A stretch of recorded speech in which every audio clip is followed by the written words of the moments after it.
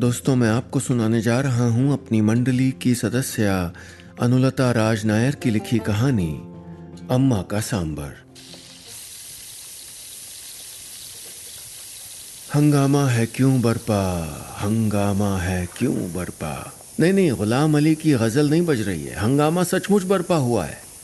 सुबह के 8:30 बजे हैं और हमारे घर की रसोई में प्रेशर कुकर की लगातार सीटी बज रही है। कढ़ाई में चम्मच चलाने की तेज आवाज आ रही है। बीच में घर्राती हुई मिक्सी चलती और बंद हो जाती और फिर चलने लगती। ओ अम्मा प्लीज, संडे तो छोड़ दिया करो। मैंने सारी आवाज़ों से भी ज़्यादा तेज़ आवाज़ में चिल्लाकर कहा तो अम्मा का रटा रटाया जवाब आया, संडे को पेट की छुट्टी थोड़ी होती है क्या? ओफो, आपकी दाल गली नहीं क्या अभी तक? मैंने अपना सर तकिए के नीचे घुसा लिया पर कोई फायदा नहीं, बल्कि कुकर की सीटी के साथ पापा के हंसने की आवाज भी आने लगी और साथ में तेज खुशबू। ले अम्मा के सांबर में तड़का भी डल गया। अब शुरू होगी मेरी पुकार। यार, मेरा हर छुट्टी का दिन ऐसा ही क्यों शुरू होता है? वही आवाज, वही खुशबू, कभी कुछ बदल नहीं सकता क्या? मैं शायद और बड़बड़ाती कि सराहने रखे फोन पर अलार्म बजने लगा। मेरी नींद टूट गई और ख्वाब भी। एक ख्वाब जो जब तब मेरी नींद के रास्ते पर चला आता है।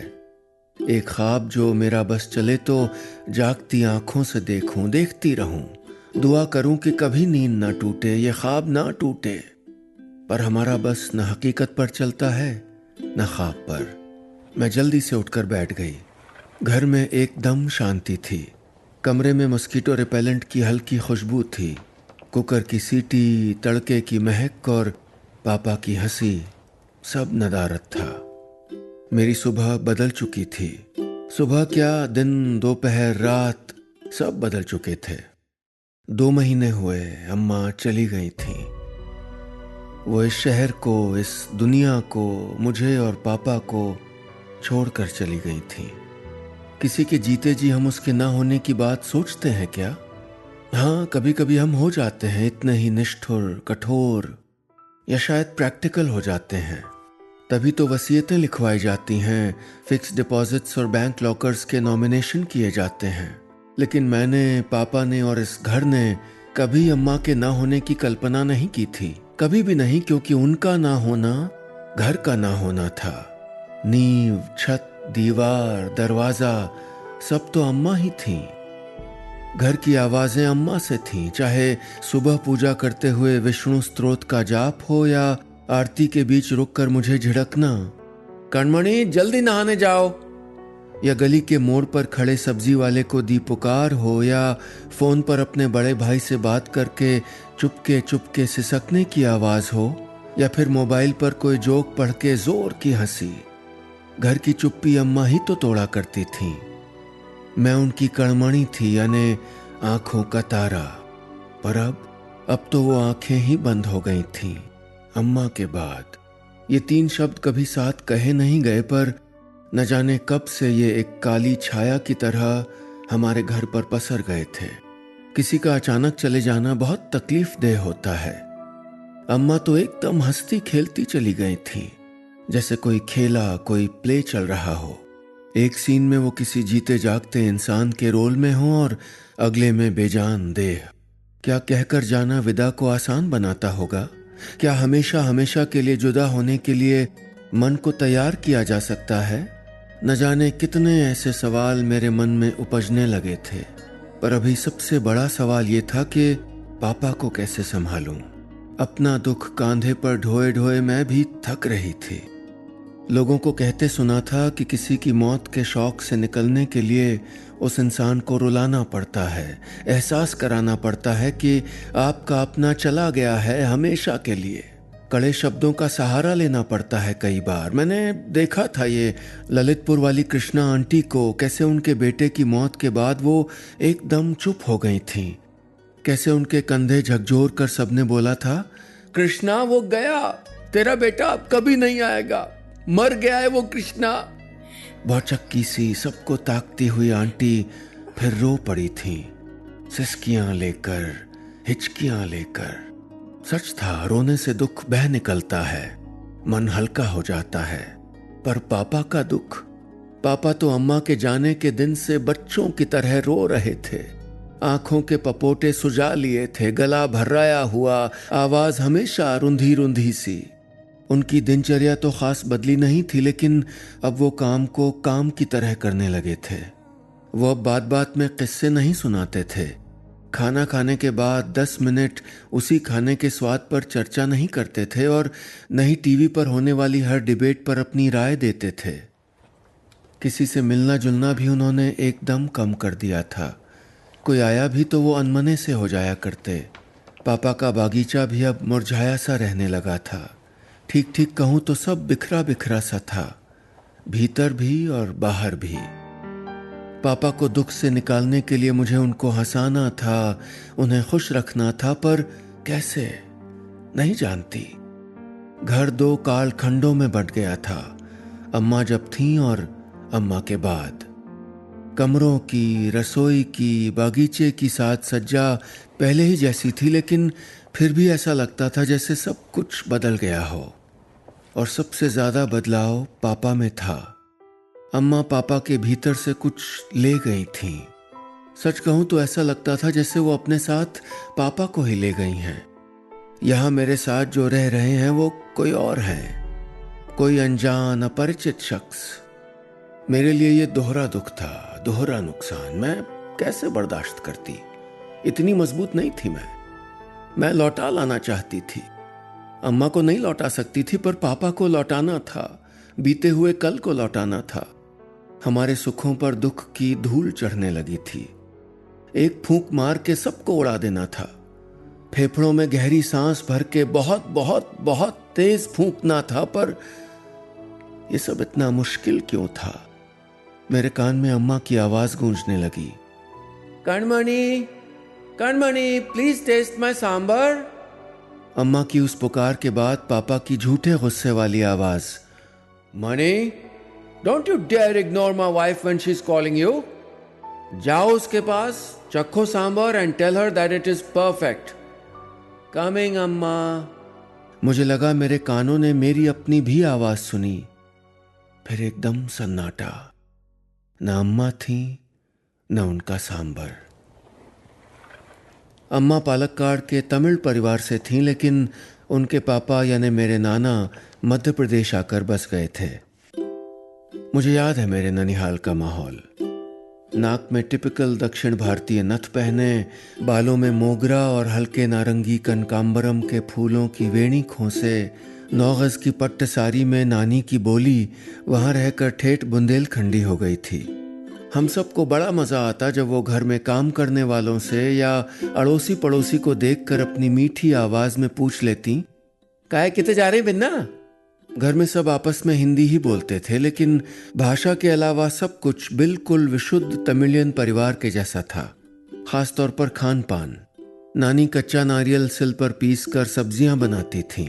खाने में नारियल के तेल का इस्तेमाल खूब होता। तड़का हींग, राई, मेथी दाना और मीठी नीम का लगता। बस वही मसालों की खुशबू अम्मा अपने साथ ले आई थीं। सीधी सादी दक्षिण भारतीय शादी के बाद नानी ने अपनी रसोई के सीक्रेट्स भर तो दिए थे अम्मा को। वही था उनका स्त्री धन। बाकी गहने और भारी कांजीवरम साड़ियां तो सब पापा ने खरीद के दी थीं। पापा अम्मा से बहुत प्यार करते थे। इसके बहुत सारे कारण थे, पर मुझे लगता है कि सबसे बड़ी वजह थी अम्मा की कुकिंग। उनकी बनाई हर चीज एकदम परफेक्ट होती थी और पापा हर खाने के बाद अम्मा के खाने की तारीफ करते थे। मैं खूब हंसती, मजाक बनाती उनका। ये क्या है पापा? कौन सुबह दोपहर शाम रोज के खाने की तारीफ करता है? और कौन थैंक यू बोलता है अपने घर में? पापा अम्मा को देखते और मुस्कुरा के कहते, तुम भी सीख लो अपनी अम्मा से, बहुत सारे सीक्रेट्स हैं इनके पास। पापा अम्मा के लिए नारियल खुरचते हुए ऐसे बोलते जैसे किसी खजाने के ताले के सीक्रेट नंबरों की बात हो। अब मुझे लगता है कि कोई चाबी थी जरूर अम्मा के पास, शायद हमारी खुशियों की चाबी। काश हमने उनकी आवाज रिकॉर्ड की होती, उनके गाए मंत्र या उनका मुझे पुकारना या पापा को। काश हमने उनके ढेर सारे वीडियोस बनाए होते। काश हमने अम्मा की यादों को सहेजा होता। जैसे कोई फिक्स डिपॉजिट करे कि आने वाले बुरे दिनों में उनमें से पैसे निकाल निकाल कर खर्च किए जाएंगे। क्या खुशियों का कोई अकाउंट खुलता है कहीं? मैं अम्मा की कणमणि यानी आंखों का तारा थी, पर हम एकदम अलग थे। मुझे रसोई में जाना ही नहीं पसंद। ऑफिस में मेरे काम की हमेशा तारीफ होती, पर घर में मेरी कोशिश रहती कि सुबह की कॉफी तक कोई और बना दे, बढ़िया झागदार फिल्टर कॉफी। अम्मा, पापा या अम्मा की रसोई में मदद करने वाली दीदी यानी मेरे अलावा कोई भी। अम्मा मुझे कुछ चखने को देती तो मैं जीभ चाट के कहती, कुछ कमी है, पर पता नहीं क्या कम है। अम्मा खींच जाती, तेरे टेस्ट बड्स नहीं है क्या? मैं हंस के ना में सर हिला देती तो वो कटोरी चम्मच लिए पापा के पास चली जाती। उनकी कटोरी में कभी रसम होता तो कभी पाल पायसम, कभी केले के चिप्स होते तो कभी ताज़ी बूंदी। पापा मानते थे कि पूरी दुनिया में अम्मा जैसा स्वाद किसी के हाथ में नहीं, और पापा की बात ना मानने का कोई कारण मेरे पास नहीं था। लोगों के घरों का नहीं पता, पर हमारे घर का सबसे हैपनिंग कमरा रसोई घर था। एक रुच रुच के बनाने वाली मेरी क्रेजी अम्मा और उनकी मदद करते हुए और फिर चटखारे लेकर खाते हुए मेरे पापा। काश के अम्मा 100 साल जीती, या काश के अम्मा पापा इस कदर एक दूसरे की जिंदगी में शामिल ना होते। आज घर में अम्मा की रसोई ठंडी पड़ी है। वहां से न मसालों की खुशबू बाहर आ रही है, न कोई आवाज। कणमणि, पापा की आवाज आई तो मैं जल्दी से बाहर लिविंग रूम में निकल आई। पापा ने अलमारियों का सारा सामान बिखेर रखा था। अम्मा की सिल्क साड़ियाँ, पापा के पट्ट मुंडू यानी धोतियाँ, चांदी के छोटे छोटे पूजा के बर्तन, नेल व लक्कू यानी पीतल का बड़ा सा दीपक जो खास पूजा के वक्त निकाला जाता था और जिसे इमली नमक से चमकाने का काम पापा का था। मैं चुपचाप कमरे की देहरी पर खड़ी हो गई। जाने क्यों मुझे लगा कि जैसे वहाँ अम्मा और पापा साथ हैं, बहुत निजी से पलों में। पापा अम्मा की एक एक साड़ी हाथ में उठाकर उसको हथेली पर रख के कुछ सोचने लगते, फिर उलट पलट के दोबारा तह करके एक तरफ रख देते। कई सारे चटख रंगों की साड़ियाँ, चौड़े जरी के बॉर्डर, किसी में मोर बने थे तो किसी में सुंदर कैरियाँ। शायद हर साड़ी की कोई कहानी होगी, कोई याद होगी। कुछ बातें होंगी जो अम्मा ने कही होंगी, कुछ पल होंगे जो दोनों ने जिए होंगे। मुझे तेज रुलाई फूटने लगी। शायद कोई हिचकी हलक से निकल आई होगी। पापा ने गर्दन घुमा के पीछे देखा। मुझे देखकर वो जरा भी हचकचाए नहीं। अपने प्यार को, अपनी फीलिंग्स को दोनों ने कभी भी पर्दे के पीछे नहीं रखा। अम्मा वैसे भले ही पारंपरिक सी लगती हों, पर प्यार जताने में एकदम फ्रेंच थीं। वो पापा से कहकर बागीचे से फूल तुड़वाती और उन्हीं के हाथों से गजरा लगवाती। और ये कोई ख़ास दिन भी नहीं थे, या शायद उन दोनों के लिए हर दिन ही ख़ास हुआ करता था। कई बीते पल मेरी आंखों के सामने आ गए। कैसी तो मिली जुली भावनाएं बाढ़ की तरह बहती चली आईं। मुझे लगता है माँ बाप को अपने बच्चों के सामने प्यार जताने में हिचकना नहीं चाहिए। वो नहीं जानते कि ये कैसा आत्मविश्वास भरता है बच्चों के मन में। पापा लॉन्ग ड्राइव पे चलें? कब से बाहर नहीं निकले आप?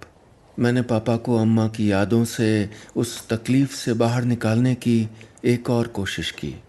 पापा ने बिना मेरी तरफ देखे मुझे अपने पास बैठने का इशारा किया।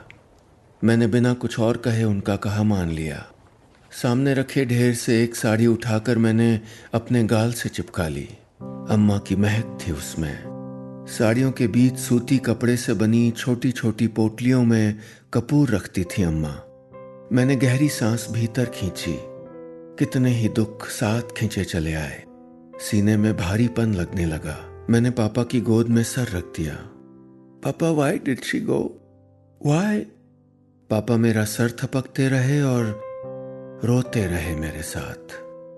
पता नहीं कितने दिनों में ये याद हल्की पड़ेगी, ये दुख टलेगा, पता नहीं। अम्मा एकदम सादा सी औरत थी, बेहद आम सी, जिसे साड़ियों का शौक था, गहने खरीदना अच्छा लगता था, जो घर के किचन को मेरी रसोई कहती थी और जो त्योहारों की, हमारे जन्मदिन की तैयारी महीना भर पहले शुरू कर देती थी। और अम्मा वो थीं जिन्हें तस्वीरें खिंचवाने का बहुत शौक़ था और शायद इसीलिए पापा के पास हमेशा से महंगे कैमरे हुए। ये मोबाइल कैमरा और सेल्फी के पहले के दिन थे। चूड़ियाँ अम्मा का सबसे पसंदीदा गहना था। कांच की चूड़ियों के आसपास सोने के कंगन वो हमेशा पहने रहती। हमारे घर का असली संगीत रेडियो पर बजते नए पुराने गानों के साथ अम्मा की कलाई से उपजी खनक भी था। अम्मा को पायल पहनना बिल्कुल पसंद नहीं था, पर बिछिए वो हमेशा पहने रहीं। हमारे यहाँ फेमिनिज्म को लेकर कभी बहस नहीं हुई। अम्मा ने रसोई संभाली, गहने पहने, क्योंकि उन्हें ये सब पसंद था।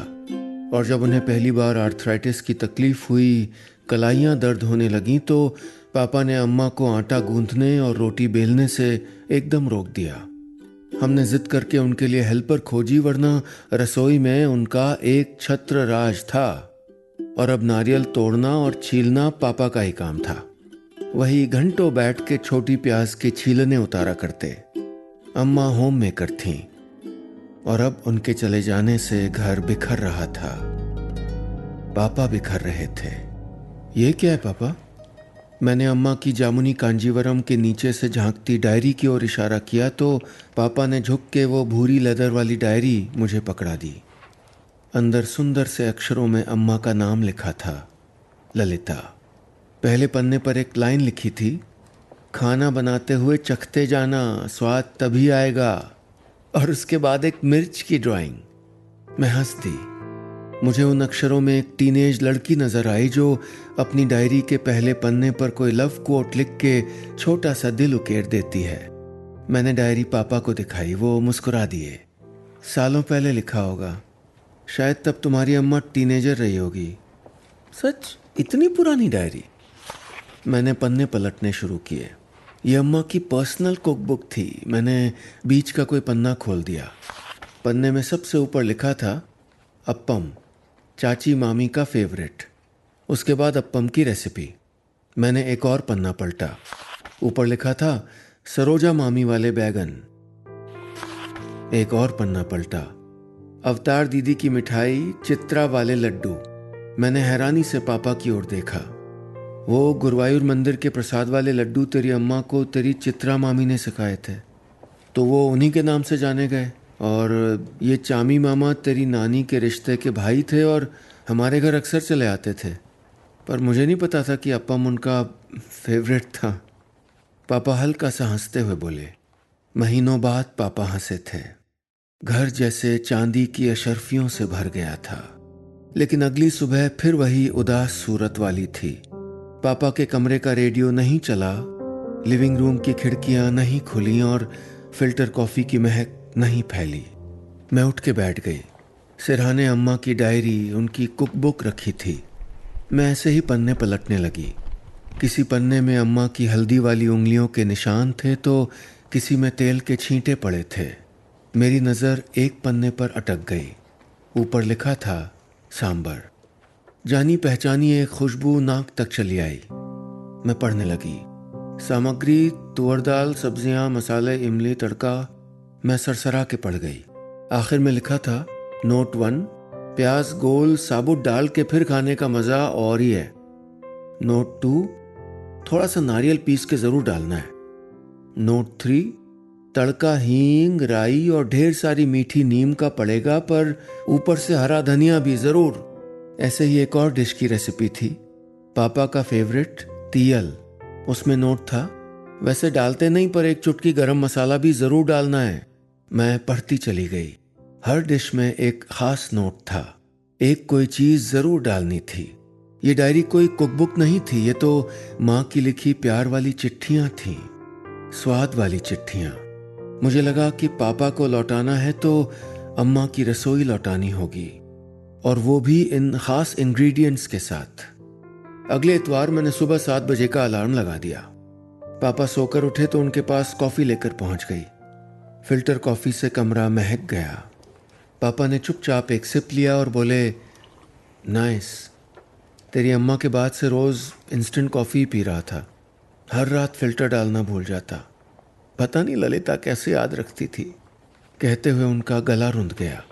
मैंने पास रखा रेडियो ऑन कर दिया। विविध भारती की धुन बजने लगी। पापा चुपचाप अखबार पढ़ने लगे। खाली मग्ज लेकर मैं किचन में आ गई और कुकर चढ़ा दिया। भीगी तुअर दाल और ज़रा सी हल्दी नमक। कुकर सीटियां मारता रहा और मैं सब्जियां काटने लगी।